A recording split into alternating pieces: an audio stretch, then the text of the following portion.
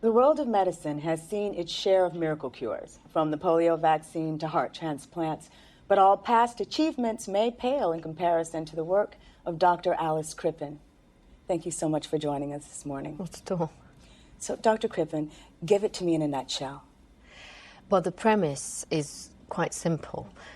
Take something designed by nature and reprogram it to make it work for the body rather than against it. You're talking about a virus? Indeed, yes, in this case, the measles virus, which has been engineered at a genetic level to be helpful rather than harmful.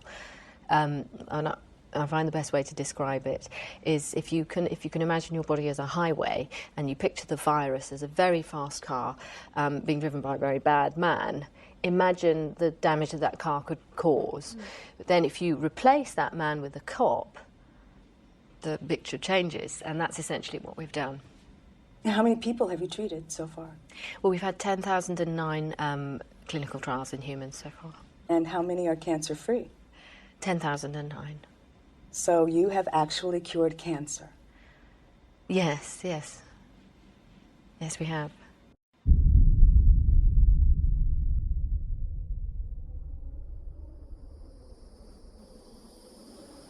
Hello, I'm Vileshinobi. This is the Louisville, Kentucky IAmLegend challenge with CDDA zombies. During the day, the zombies are sluggish and weak, seeking refuge in the shadows, but as the sun sets, they become faster and stronger, relentlessly hunting for the next meal. Among them are special mutations, adding another layer of danger to an already perilous situation. This is Miles Barrow, park ranger and survivor, the hero of our story. Welcome to Louisville, Kentucky, where the dead now walk the earth. Our story begins in the Central Park, the closest thing to an oasis you'll find in the city. As the outbreak spread and the people tried to escape, the population thinned out around here, making it a relatively safe place to lay low. But the city is far from safe. Resources are scarce and the city's infrastructure has collapsed. The water and power have been shut off for ages. The streets are littered with the remains of those who couldn't escape in time, and the city's landmarks now serve as graveyards. We must scavenge for resources and find shelter as we struggle to survive in this world where death is always lurking in the shadows. We'll take stock of available supplies at the park. Everything is useful, but we can only carry so much with us. Those creatures will eventually come searching for food, and before they do, we need to be prepared. We need a place to stash our loot and lay our heads at night, where the mutations won't sniff us out. We'll stand a much better chance of seeing the next sunrise if we can keep the fight on our terms, during the day when the sun grants us passage.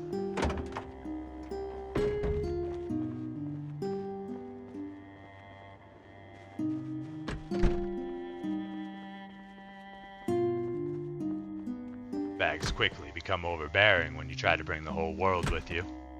We'll stash it in a relatively safe place. We can always come back later after we found our permanent home.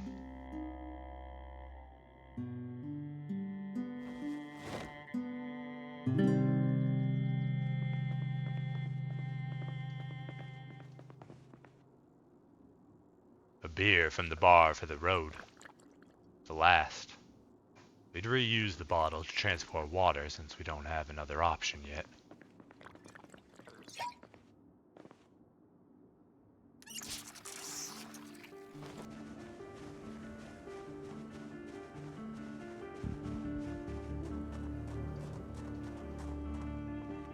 Inside the old dilapidated shed, a hoard of supplies awaited our use.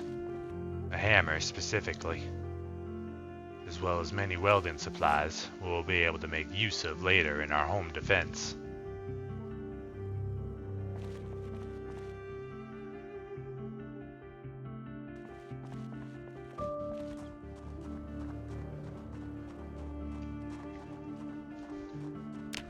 In these early days, we'll only have a few choices of directions we can go.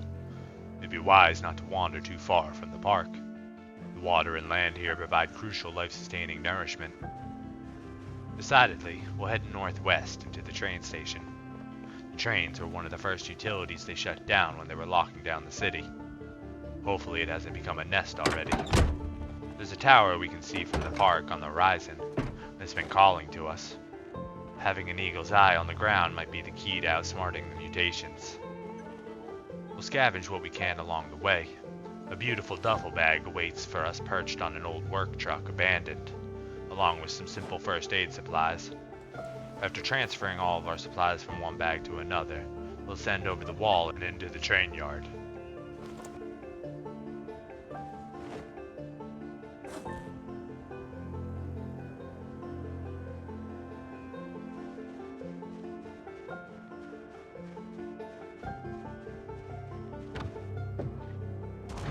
What lay before us was an overgrown, unkept, but empty yard. Not a soul stirred under the calm May sun. We'll help ourselves to whatever we can carry from those who will no longer carry it.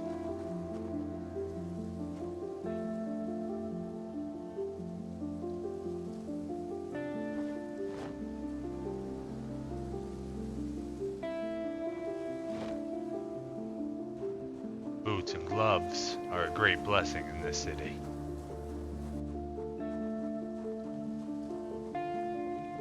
We came to the shed at the far end of the yard. All seemed quiet enough.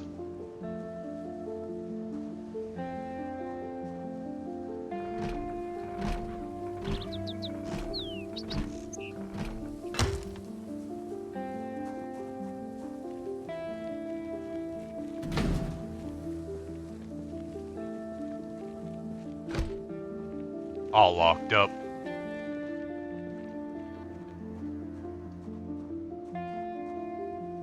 Except for the last window on the side of the building.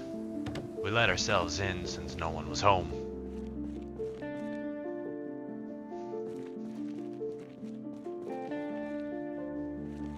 A machete laid out on the lower shelf.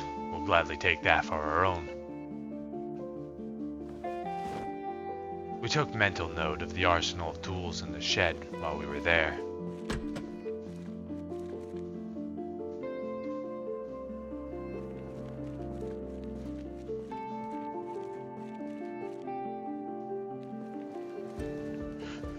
The task of securing the tower before nightfall remained, so we closed up shop and made off in a hurry. In the wrong direction. A quick turnaround or two later and we'd be there.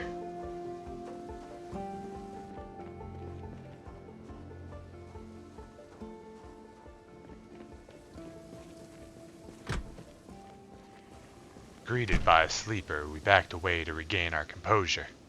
After a quick breather, we'll make our way in slowly as not to awaken them. Sleepers we consider dispatch. Once you've alerted a nest, they all tend to wake up and move as one. It's like they're connected somehow. The key was to kill them all before they could wake up the others.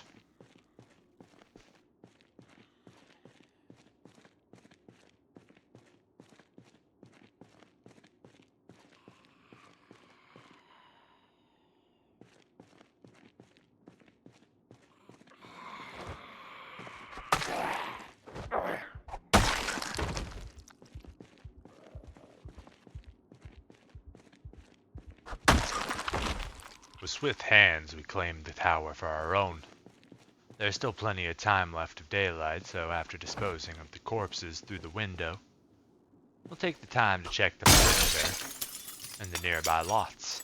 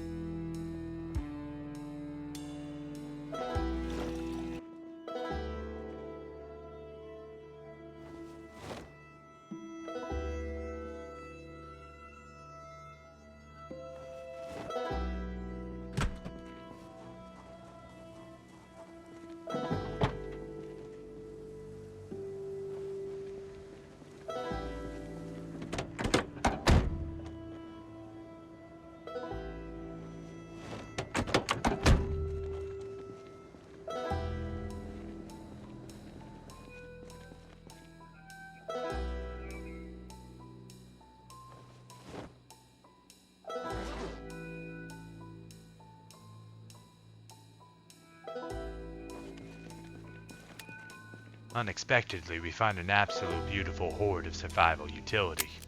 A gun, but no ammo. A gas can, and a barrel of gas. Because the contagion broke out so quickly, looters never really got to hit the city. Other than the hordes of mutants you can find inside their nests, the city was almost like a time capsule of what life was like before the catastrophe.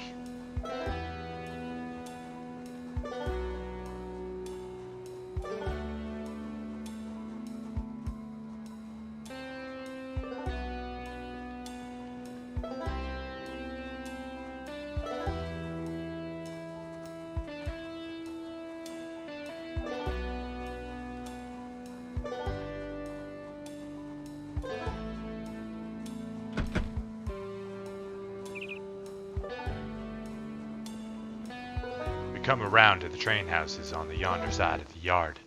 A dark, cold place barely filtered by sunlight. We steel ourselves for the possibility that it's become a nest.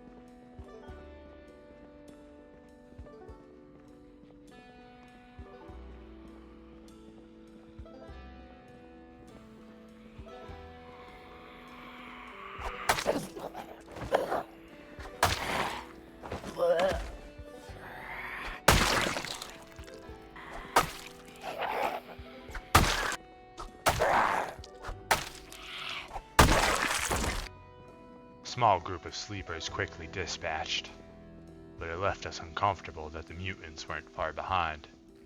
We were starting to see more of them near the center than ever before, a sign of the changing days.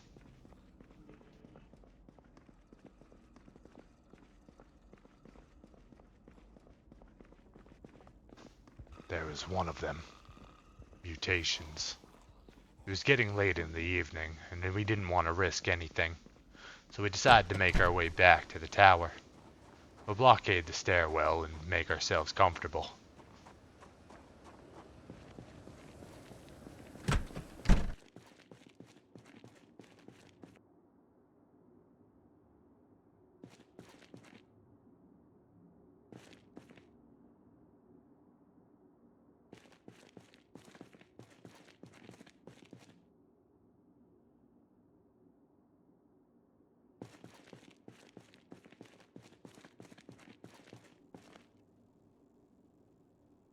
With the rest of the daylight available to us, we decided to clean up all the vegetation around the tower.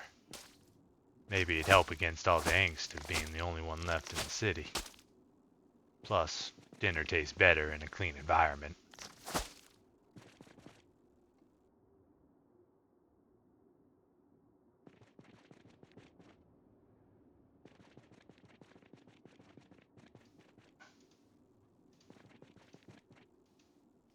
With a glorious view of the surroundings, we sat comfortable, knowing we'd see any problems coming.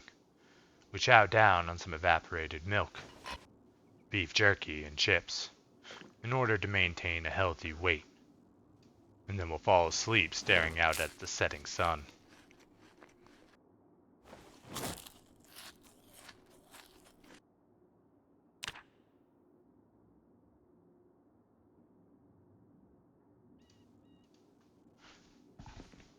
The tower was ours, and with the new day came new responsibilities. We needed to really secure the tower now and make it immune to the hostilities of the mutations. We'll head over to the commercial area and check for the supplies. The map showed a possible warehouse not too far from the terrain yard. Terrain yard? Train yard. Train yard, yeah. We smashed the window to bits because we'll be placing a roped ladder there. We forgot to grab some sheet ropes on the way to the tower, so we need to make sure to grab some while we're out.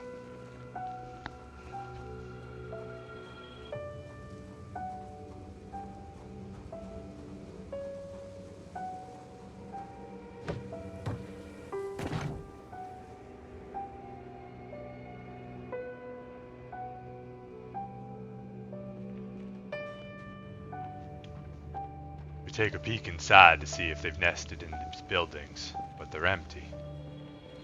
We don't want to waste time on restaurants. We will stop to check the vehicles that we find.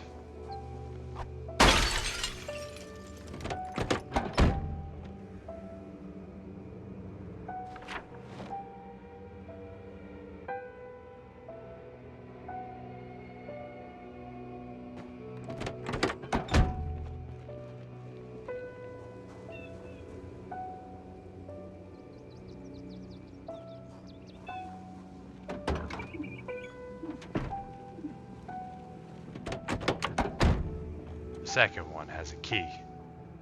When we check the condition, it's a little rough, but we have gas, so it is a potential vehicle to drive us around.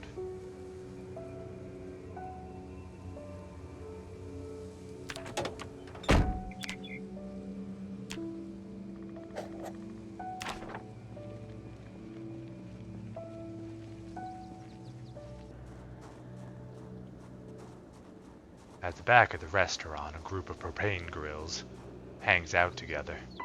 This would make for an easy way to cook, or an extra propane tank for other needs. Either way, we'll mark it off on the map and move along for now. On the other side of the restaurant, a small gas station. An old red car sat outside, unlocked. The key lay still in the ignition. No gas, but she seemed in good condition.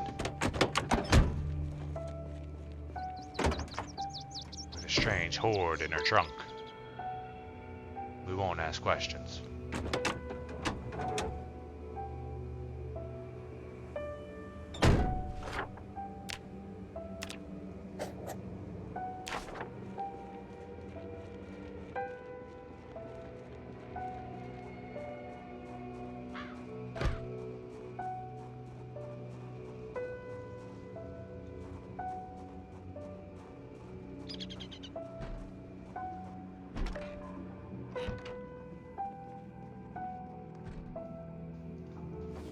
Inside the old gas station, there wasn't much around.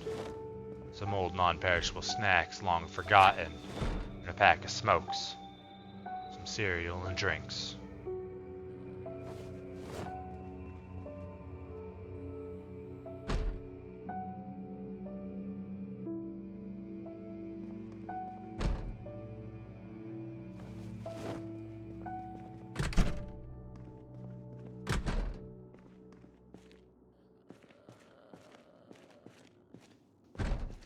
In the back of the gas station, a warning from the past about that which is common knowledge now. Do not go out at night.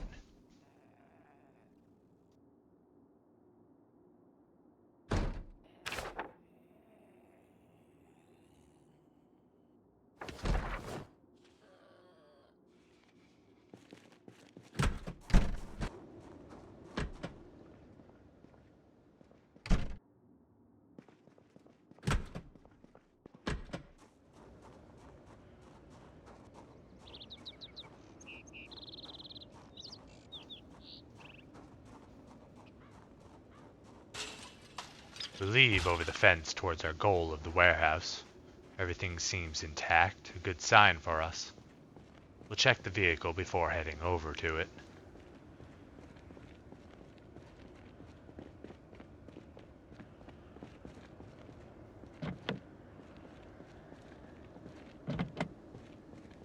All locked, but we found something else. A small scouting nest, still active during the morning hours. They must have just moved in and are still redecorating.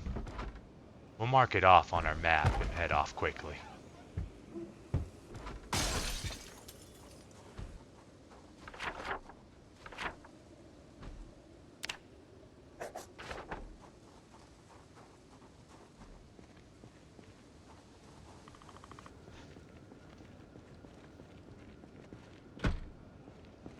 ground floor seems locked up tight, so we'll climb the fire escape to the roof and see if we can let ourselves in.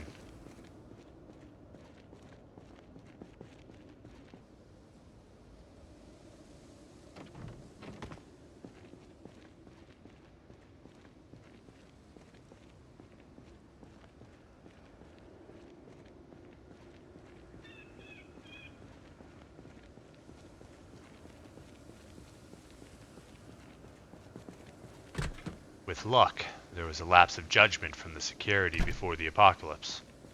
They left the roof door unlocked. We let ourselves in quietly, and to our glorious joy, the building is completely abandoned. They haven't nested here yet, but for how long one couldn't be sure. We quickly grab up everything we deem useful. Boxes of nails, crowbars, sledgehammers, and gun cleaning kits. And to top it off, we found a wonderful hand truck to haul everything away with.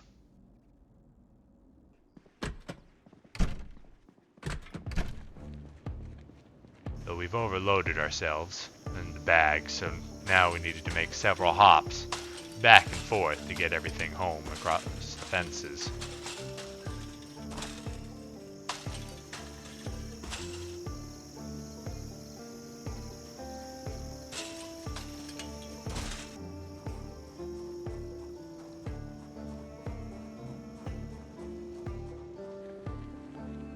Instead of doing another hopathon, we decided for a more straightforward approach. We'll bash a hole straight through the fence and call it an entrance for our new home.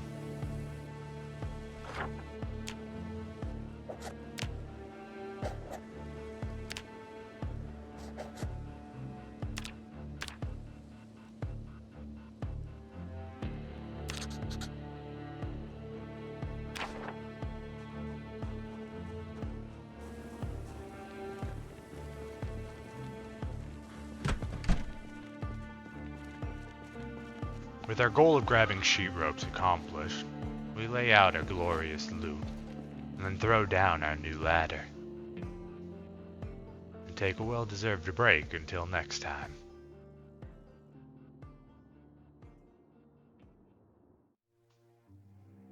If you enjoyed the content and want to see more, make sure to hit the subscribe button. A like, favorite, or share is also greatly appreciated. If you have a suggestion for a future challenge, please let me know about it down below or by joining the Discord. Thanks and have a wonderful one.